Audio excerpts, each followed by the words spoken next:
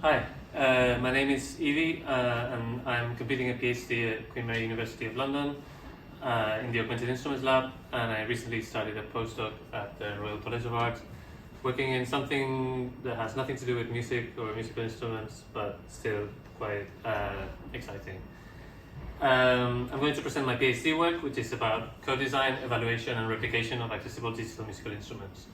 And so this is part of what I presented in my stage 2 and some new bits. As an overview, there are some foundations like the importance of lived experience, and this is reflected in the nothing about us without us adage, and how lived experience sometimes isn't captured by specifications, and this is like a recurring theme in my studies. Also, the notion that musical instruments become such as part of wider ecologies, with accessibility being part of that entanglement. And also the fact that replicability is fundamental to accessible digital musical instruments, and the epistemological questions that arise from that. There are then like 3 design questions which are encompassed in these study areas: investigating lived experience with designers, developing a new instrument, and promoting replicability and longevity. And then there's like some studies in those areas. I guess I'll go into them in a bit. So I'm just gonna go through some foundations really quickly. I'm not gonna go into the whole literature review because no one wants to. We don't have time for that. Basically, they can be unpacked in the following headings: accessibility, lived experience, design with people, DMIs, so digital musical instruments, and replicability. So my approach to accessibility is primarily about integrating disability studies into my research and foregrounding the social model and the work of disabled scholars. And I explore topics such as disability arts being a mode of affirmation, and position my work as preferring pluralism over universal design. I think in a previous version of this I had a quote by Sharon Bartzera about pluralism and how it's not the exact quote, but human being too wide a category to come up with universal solutions, and how pluralism and looking at the situatedness of different cases is a much more rich approach to accessibility and to design in general. So about lived experience, I kind of differentiate between the experience of people who are affected by particular social issues, so in this case the lived experience of disability, and something that I call experiential knowledge, which is kind of like the lived experience that is where oppression doesn't characterize the experience. And sometimes it's useful to think of lived experience as the driver of a design, as opposed to specifications, which can be too reductive or even medicalizing. And these specifications kind of come about from the inherent digital musical instrument field inheriting kind of the older ACI positivist tendencies. I'm gonna skip that. So I look at involving people in design by subscribing to the idea of dialogic design, which highlights the multi-directional flow of ideas, far from participationism on one side, which neglects the influence of the designer, so kind of reducing the designer to a post-it note, or believing that you can just remove yourself from the design activity. And then on the other side, tokenistic forms of participation, which would be not giving proper credit to participants, for example. And I don't intend to provide a design framework, but a particular approach to design. I'm exploring the literature around research through design and ethnography as important for making epistemological claims about design. And then the key concepts of DMI research that I'm interested in, some amongst many, I guess. Instrumentality, which is not a property that an object has, but an object becomes a musical instrument by using it as such. So becoming instrumental. Then taskless interaction, or the ways in which I guess HCI as a whole is shifting to involve experimentation and open-endedness as opposed to being focused on carrying out tasks. I mean, this has been happening for a while now, but it's sometimes I feel like musical instrument research kind of like follows behind HCI in this sense, like when musical instruments are, I guess, intrinsically like a taskless environment. Yeah. And then, like, I'm really interested in the political and critical challenges which the new Interfaces for Musical Expression conference increasingly engages with. And then finally, of these foundations, replicability. Thinking of replicability as being invaluable to foster the longevity of DMIs, which often get abandoned soon after completion and generally aren't well documented. Like, they often sit on a shelf somewhere, maybe like unassembled and not ready to play. And as one of my studies, I look towards the apprenticeship model, as it provides a modeling relationship that helps to pass on tacit knowledge. And also part of this like replicability side of things, I discussed like tensions in academia between particular cases and like the ultimate particular and situated knowledge, and generalizable theory, which has been like traditionally what you get pushed towards in academia. Is like, well, how you made this instrument with this person in particular, like how is that, like what can we learn from that, like how does that affect other people, and how do you make that generalizable?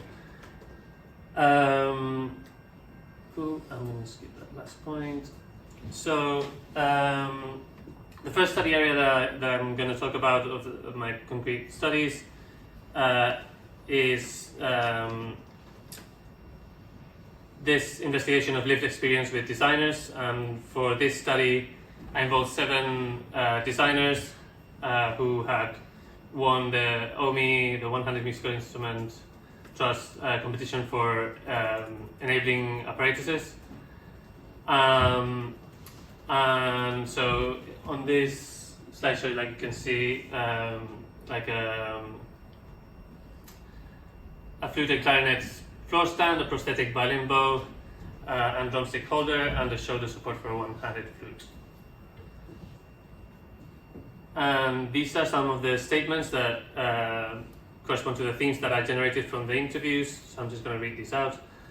Design outcomes are shaped by the interplay between professional and musical backgrounds and skills. Disabled musicians were involved to various degrees in the design process. No specification can encompass lived experience, but lived experience can inform design specifications. Designers often improvise or hack makeshift solutions. The unorthodox and unexpected can lead to better designs. And replicability and longevity are complex concerns for designers. So, I mean, these I get maybe by themselves don't give much information about like what this actually means. Like they're maybe like common sense perhaps, but I do have a paper that I'm trying to get published in which I go deeper into this thematic analysis. And then I've developed a new instrument which has been the basis for a study on dialogic design of ADMIs and investigating performer experience and articulating that into design decisions, as well as engaging with questions of evaluation. And I developed this guitar with an Australian guitarist who lost the ability to play through physical impairment. I've got the guitar here for you to try later on. Basically, like, it's a stringless guitar. I've substituted the strings for touch sensors, and then like the fretboard also has many touch sensors. So you can strum the brass like that. You can make different chords by pressing the top sensors, and like also it's intended so you can play melodically with the bottom sensors. And yeah, you can try that later.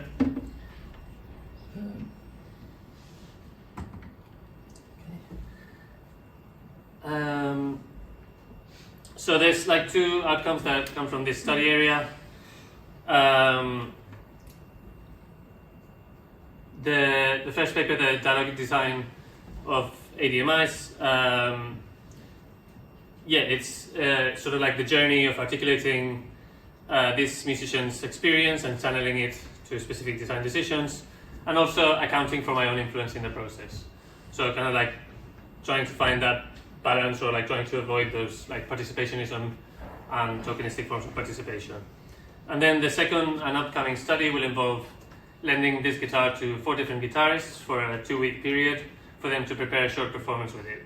And the aim is to understand whether and how the same artifact can become a different instrument depending on the musician, amongst other things.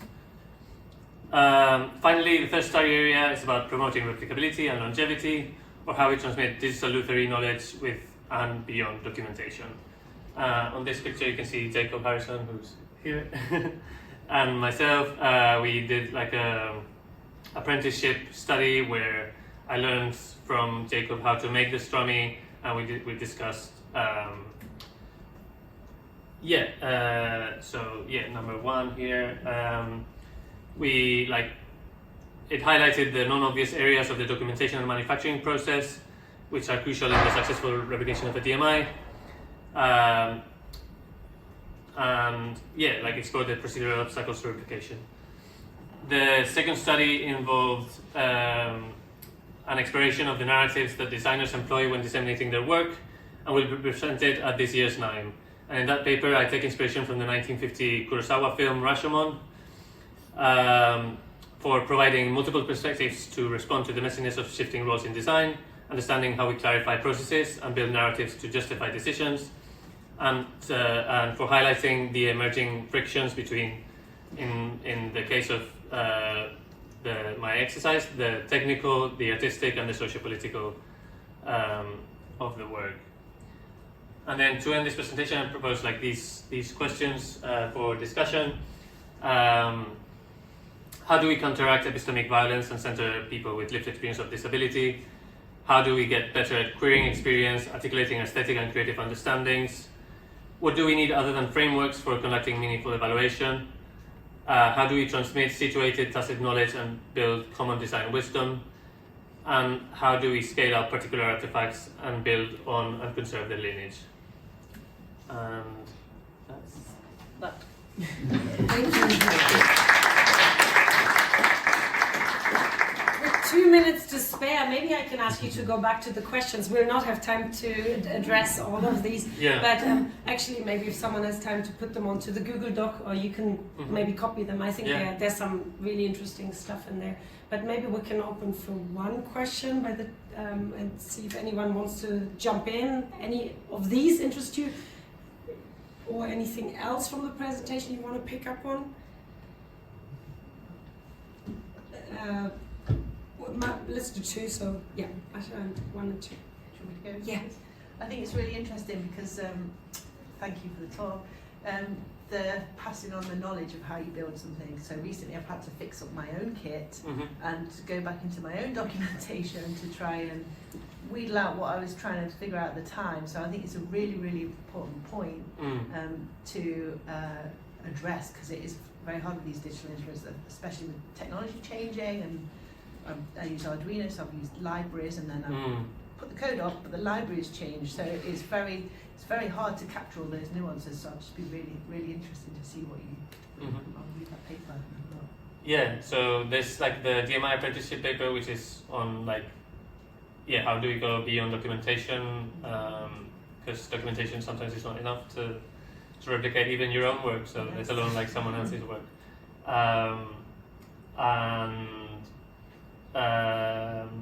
I guess like the Rashomon paper is more about like the sort of like knowledge and that is like either on like in the artifact or like in the designer. Not so like artifact specific or not so like technical specific, but more about like the decisions that you take and like the narratives that you employ. Yeah, Yeah. Let's do one final question. What do you mean by scale up? So I guess, yeah, like what I'm thinking with scale up is when, for example, like I built this guitar, I've now made like a second guitar, but sometimes like other people will find it useful to have this guitar, for example, or other instruments which start off bespoke, and there's kind of like these tensions between the sort of like market demands and like. Are you going to look at some of the sort of historical stories of products that have scaled as part of your work? Like as part of the first study that I showed with the designers, like one of them, the designer from Koala, like they start off building like well, as many products with single prototypes, and then they've managed to scale that up to, you know, build thousands of a product, and so I find like kind of like links between that sort of like industry thinking of like, you know, to make something viable you need to make it in medium or large numbers, but also like from an academic point of view, I think it's interesting to think about like how that happens and why it happens. I can see the sort of implicit question in that question, and I think that's a really interesting one that we can maybe pick up. There were a couple of things, just developing being that, so there's that, what you're talking about, that people actually moving to kind of scale, commercialize. But with 3D printing, all these other things now, you know, scale could mean just the availability of the information to replicate, as opposed to necessarily commercially replicating. I think there's an interesting tension or dialogue there for all of us going forward in terms of how do you make these things more widely available. And but still, like with 3D printing, and if you kind of like decentralize the manufacturing of the thing, you still need to provide support on like how to build it and how to maintain it, and so there's still many questions to think about, whether it's kind of like centralized manufacturing or whether it's like distributed. Let's take this up over coffee, because I think scalability is really interesting, because there's also the issue of ownership, that some of the things we build for a particular musician, they feel real great ownership over their own instrument and they necessarily don't want to scale it up. And I've had discussions like this and people say, well, why aren't you making 500 of these? Because it is a very bespoke instrument. So, and yes, of course, we're very privileged maybe if we can build just one instrument. So there's lots of discussions to be had there, but let's keep that in mind, and let's thank Eevee for the presentation before we move on to CHIME.